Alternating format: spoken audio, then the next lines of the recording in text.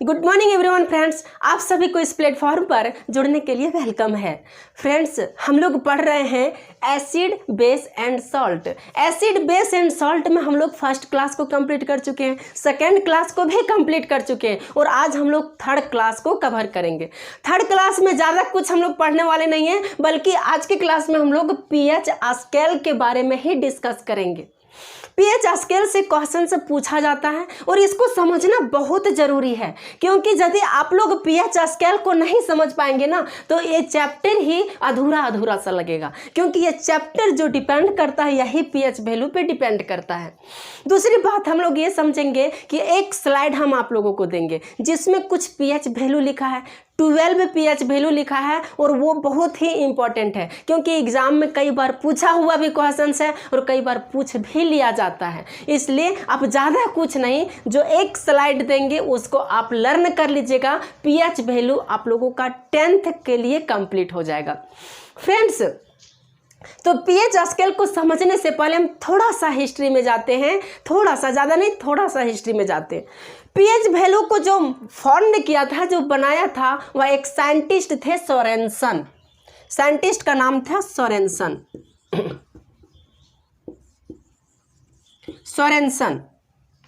Sorensen ने क्या किए थे, एक बार इन्होंने 3 सॉल्यूशन को लिए, 3 गिलास में 3 सॉल्यूशन को लिए और 3 सॉल्यूशन को लेने के बाद हर किसी में इन्होंने कुछ न कुछ भर दिया।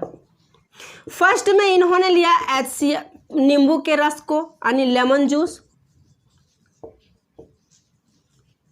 सेकेंड में इन्होंने NaCl लिए और थर्ड में इन्होंने ले लिए कास्टिक सोडा NaOH। तीनों सॉल्यूशन को लेने के बाद इन्होंने ये डिस्कवर करना शुरू कर दिए कि इनमें से कौन सा एसिड है, कौन सा बेस है और कौन सा न्यूट्रल है। लेकिन इसको पता ही नहीं चला कि कौन एसिड, किसको हम लोग एसिड के श्रेणी में रखेंगे और किसको हम लोग बेस के श्रेणी में रखेंगे और किसको हम लोग न्यूट्रल कहेंगे। इसको पता ही नहीं चल पाया। जब इसके सामने प्रॉब्लम आ गई तब इन्होंने क्या किया, पीएच स्केल को ही डेवलप कर दिया। रिसर्च करने के बाद इन्होंने पीएच स्केल को डेवलप कर दिया।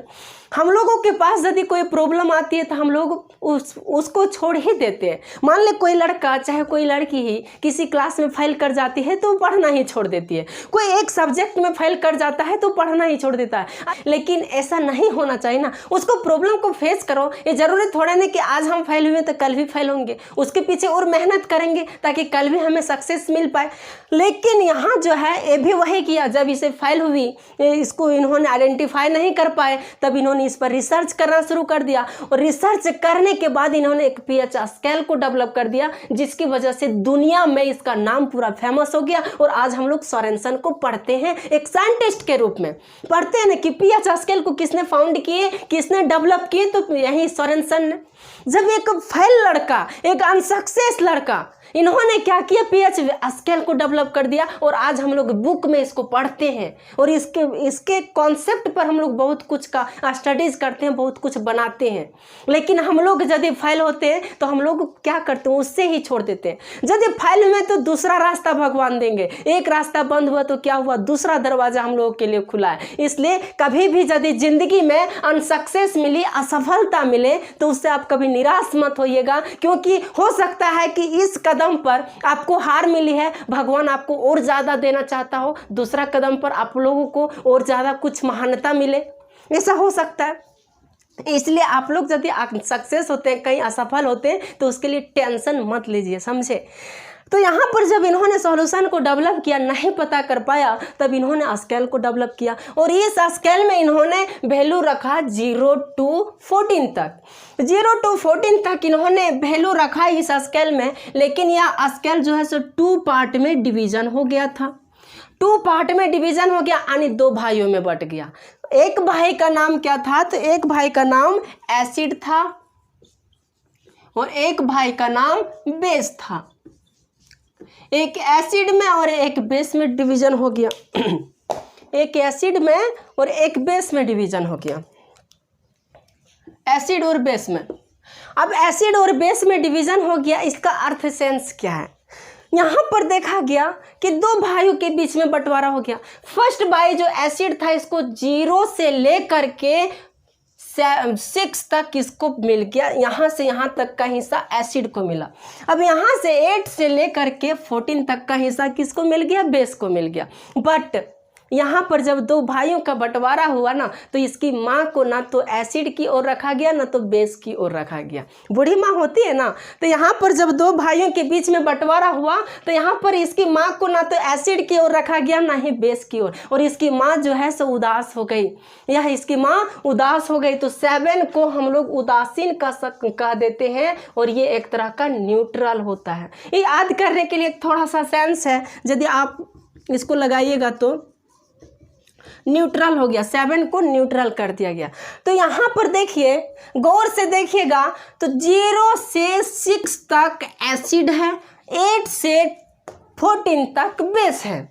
लेकिन बात है कि यहाँ भी इस तरह क्वेश्चन पूछा जाता है कि हाईली एसिड कौन है और हाईली बेस कौन है। क्वेश्चन इस तरह पूछा जाएगा, ऑप्शन दे देगा 1 2 3 4, और इसमें आप लोगों को बोल देगा कि सेलेक्ट द हाईली एसिड, इसमें हाईली एसिड को सेलेक्ट करें। बट कॉन्सेप्ट पता रहेगा तब ना आप उसको सही करेक्ट कर सकते हैं। यहाँ पर देखिए हम वही बता रहे हैं कि इस पीएच स्केल में जब इसका वैल्यू 8 से लेकर के 14 तक हम लोग जाते हैं, ध्यान दीजिएगा, 8 से लेकर के 14 तक जब हम लोग जाते हैं तो इधर जाने पर बेसिडिटी की मात्रा बढ़ती है।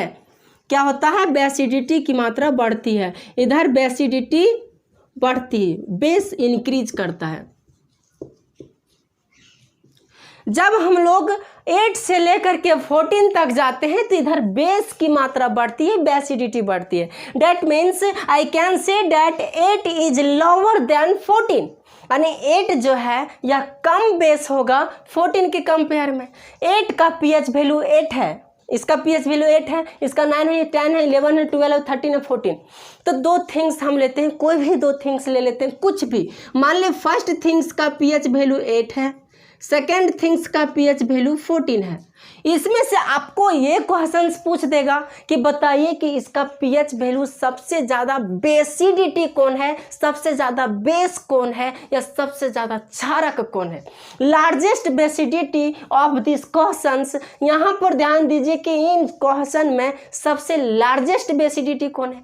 तो लार्जेस्ट बेसिडिटी वही होगा जो लार्ज नंबर में होगा। तो लार्ज नंबर में यहाँ 14 है, इसलिए इसका पीएच वैल्यू अधिक होगा, यानी 14 जो है सो अधिक बेस होगा। 14 जो है अधिक बेस होगा। डेट मीन्स इसको हम लोग लिख सकते हैं 8 से ज़्यादा पावरफुल 9, 9 से ज़्यादा 10, 10 से 11, 11 से 12, 12 से 13, 13 से 14। यहाँ इंक्रीजिंग ऑर्डर में है, बट इसका जस्ट उल्टा हो जाता है एसिड में। एसिड में क्या होता है कि इधर हम देख रहे हैं पीएच वैल्यू बढ़ रहा है, 0 1 2 3 4 5 6 पीएच वैल्यू बढ़ रहा है, लेकिन यहाँ पर इधर जाने के बाद एसिडिटी की मात्रा यानी एसिडिटी नेचर इंक्रीज करता है, एसिडिटी इंक्रीज करता है। इधर जाने के बाद एसिडिटी इंक्रीज करता है। दैट मीन्स हम एक चीज़ और ध्यान दें, थोड़ा सा हम इसको याद करने के लिए एक छोटा सा स्टोरी बताते हैं कि ये 2 भाइयों में जब बंटवारा हुई तो बंटवारे के बाद क्या हुआ, इसका इनकम बढ़ते गया। जब बेस का इनकम बढ़ते गया, जो ही इनकम बढ़ते गया उतना ही अमीर होते गया। जितना इनकम बढ़ते गया उतना ही अमीर होते हो गया, और जितना इनकम घटते गया उतना ही पुअर होते गया, उतना ही पुअर होते गया। यानी इधर हम लोग जाते हैं तो पुअर होता है, गरीब होते हैं। तो गरीब एक तरह का एसिड है, एसिड भाई जो है सो गरीब है, पुअर है। तो जितना कम पैसा होगा उतना ही वह गरीब होगा, जितना कम पैसा होगा उतना ही गरीब होगा। और गरीब का दूसरा नाम एसिड है, तो जितना कम वैल्यू रहेगा उतना हाईली एसिड होगा। भाई थोड़ा सा सेंस लगाइए कि जितना कम वैल्यू होगा उतना ही एसिडिटी होगा। यानी यहाँ पर 0 पीएच वैल्यू है, कोई 2 थिंग्स लेते हैं, फर्स्ट थिंग का पीएच वैल्यू 0, सेकेंड थिंग का पीएच वैल्यू 1 है। इसमें पूछ देगा कौन से थिंग्स का पीएच वैल्यू ज़्यादा है कम है तो ये तो बता देंगे हम लोग, बट इसमें पूछ देगा किसका एसिडिटी ज़्यादा है और किसका कम है। तो यहाँ पर जिसका पीएच वैल्यू सबसे कम होगा उसका एसिडिटी ज़्यादा होगी। यहाँ हम लिख दिए हैं कि एसिडिटी इंक्रीज करता है जब हम लोग इधर जाते हैं तब, जब हम लोग उधर जाते हैं तब एसिडिटी इंक्रीज करती है, बट इधर आएंगे तो एसिडिटी डिक्रीज करने लगेगा भाई, डिक्रीज करने लगेगा। तो यहाँ पर समझने में कोई दिक्कत नहीं हो रहा होगा। लेकिन यहाँ पर एक फैक्ट और समझना है कि ये जो रेड कलर से दिखाया गया है, रेड कलर से, तो इसको हम लोग कहते हैं बेस और यहाँ पर OH माइनस आयन पाया जाता है, यानी बेस में OH माइनस आयन होता है, ये तो हम लोगों को पता है। एसिड में H प्लस आयन होता है भाई, H प्लस आयन मत भूलिएगा, H प्लस आयन एसिड में होता है, बट बेस में OH माइनस आयन होता है। यहाँ पर ये देखिए कि जब OH माइनस आयन में, यहाँ पर हाईली OH माइनस आयन है, तो जो ही हम यहाँ से धीरे धीरे नीचे जाते जाएंगे OH माइनस आयन की वैल्यू कम होती जाएगी, OH माइनस आयन की वैल्यू कम होती जाएगी ना। That means I can say that if इधर से हम लोग डिक्रीजिंग ऑर्डर में जाएंगे, डिक्रीजिंग ऑर्डर में जाएंगे तो बेसिडिटी जो है सो डिक्रीज करने लगती है। क्या? बेसिडिटी डिक्रीज करने लगती है, यानी इधर से इधर जाने में बेसिडिटी डिक्रीज करने लगी है। बट जस्ट इसका उल्टा इधर है कि इधर तो एसिडिटी ज़्यादा है, जो ब्लू कलर से दिखाया गया है वो एसिडिटी है, एसिडिटी ज़्यादा है, बट इधर से हम जब इधर जाते हैं तो यहाँ देखिए इसका पीएच वैल्यू धीरे धीरे घटते जा रहा है। मेरा उंगली देखिएगा, पीएच वैल्यू धीरे धीरे घटते जा रहा है। That means I can say that इधर से जब हम लोग मूव करते हैं तब यहाँ इंक्रीजिंग ऑर्डर में, तो इंक्रीजिंग ऑर्डर में एसिड बढ़ रही है। That means H plus ion की, H प्लस आयन का नंबर डिक्रीज हो रही है, और इधर हम लोग जाते हैं तो वो OH माइनस आयन डिक्रीज होती है। यहाँ आपके बुक में दिया हुआ है, हम खुद से नहीं बता रहे हैं, बट आपको थोड़ा सा समझना है, क्वेश्चन से पूछा जाता है। तो यदि आप लोगों को क्वेश्चन ये पूछ दे, अब खुद समझिए, अब जो 3 सॉल्यूशन दिए हैं, 3 सॉल्यूशन दिए हैं और तीनों सॉल्यूशन का हम पीएच वैल्यू लिख देते हैं। इसका लगभग होता है 2.2 लेमन जूस का, इसका 7 होता है, और इसका जो है ये बेस है तो इसका लगभग 14 होता है, ऑलमोस्ट 14 होता है कास्टिक सोडा का। अब खुद बताइए इन तीनों सॉल्यूशन में कौन एसिड है, कौन बेस है और कौन न्यूट्रल है। तीनों तो आप आइडेंटिफाई कर सकते हैं। यहाँ पर आप देख सकते हैं कि इसका पीएच वैल्यू 2.2 है। कितना है? 2.2 है। तो 2.2 बंदा यही तो होगा ना, 2 के और 3 के बीच में ही तो होगा ना। और 2.2 जो है एक तरह का एसिड है रे भाई, हम तो जानते हैं एसिड है, और ये भी हाईली एसिड है। कैसा एसिड है? हाईली एसिड है। तो ये हो गया एक तरह का एसिड, लेमन जूस है, एसिड होती है। यहाँ पर देखिए NaCl नमक, नमक का सूत्र है, सॉल्ट का, तो इसका पीएच वैल्यू 7 है। तो 7 किसका? उदासी माँ का, यानी न्यूट्रल है। बेचारी ना तो इधर है ना तो उधर है, बीच में इसको छोड़ दिया, जाओ उसकी बूढ़ी माँ को छोड़ दिया। यही तो होता है आजकल दुनिया में, एक बेटा उधर एक बेटा उधर, माँ बाप जो है पता नहीं कहाँ है। तीसरा देखिए यहाँ पर, इधर तीसरा है, इसका पीएच वैल्यू लगभग कितना है? 14 है। तो 14 कितना है? बेस का है। 14 पीएच वैल्यू किसका है? बेस का है। तो तीनों सॉल्यूशन का पीएच वैल्यू हम लोगों को पता चल गया। जब पीएच वैल्यू पता चल जाएगा तो हम लोग ये कह सकते हैं ना कि पीएच वैल्यू के माध्यम से ही हम लोग एसिड और बेस के बीच में डिफरेंस को भी प्राप्त कर सकते हैं। यहाँ पर देखिए पीएच वैल्यू यदि 0 to 6 होगा तो वह एसिड होगा, 8 to 14 होगा तो वह बेस होगा, और 7 होगा तो न्यूट्रल होगा। यहाँ तक समझने में कोई दिक्कत हो तो आप कमेंट में हमको बोल सकते हैं, कमेंट में कुछ पूछ सकते हैं। इसके अलावा कुछ पीएच वैल्यू का मान हम आपको स्लाइड में दे देते हैं। देखिए स्लाइड आप लोगों के सामने दिख रहा है। ये स्लाइड में ये जो पीएच वैल्यू 12 पीएच वैल्यू है, एग्जाम में किसी न किसी फॉर्म में इसको पूछ लिया जाता है। चाहे कभी कभी इंक्रीजिंग ऑर्डर, कभी कभी डिक्रीजिंग ऑर्डर पूछ लेंगे।